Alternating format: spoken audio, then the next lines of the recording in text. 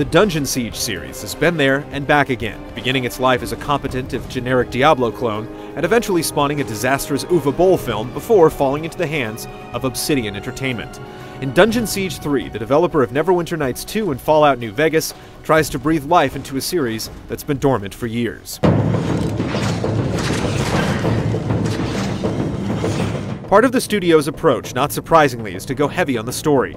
Dungeon Siege 3 takes you back to the Kingdom of Ebb.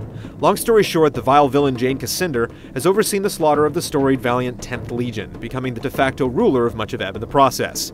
Each of the 4 playable characters you can choose from has ties to the military order, and at the game's outset, you answer a call from Venerable Odo, the last known surviving 10th Legionnaire, to rally and take back the kingdom. Help us restore all that was lost.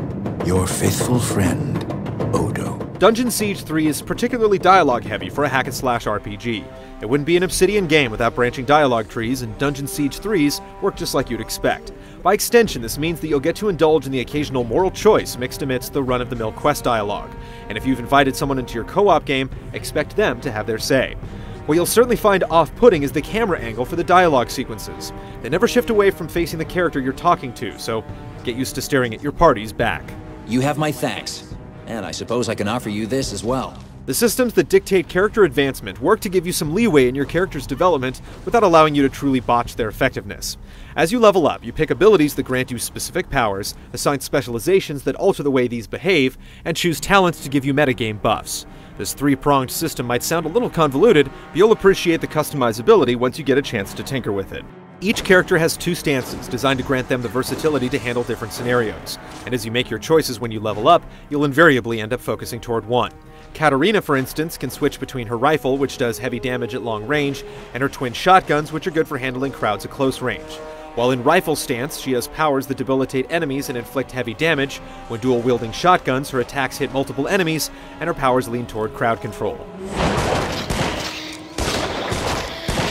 The minute-to-minute action is about what you'd expect, and based on the preview version we played, it all translates well to an Xbox 360 controller. The overarching dynamic revolves around a resource called Focus, which builds as you perform basic attacks and depletes when you shoot your powers. As you fight, you also build up power orbs that you can use to unleash enhanced versions of your special attacks. You also have defensive measures to lean on when you're overwhelmed, including a block that depletes focus the longer you hold it, and a roll that lets you dodge attacks or put distance between you and your assailants. Moreover, every character has access to defensive abilities that you can activate while blocking. When combined with the aforementioned stances, your defensive capabilities make it so that combat never devolves into you standing still and trading blows with your enemies. Unless you actually want it to.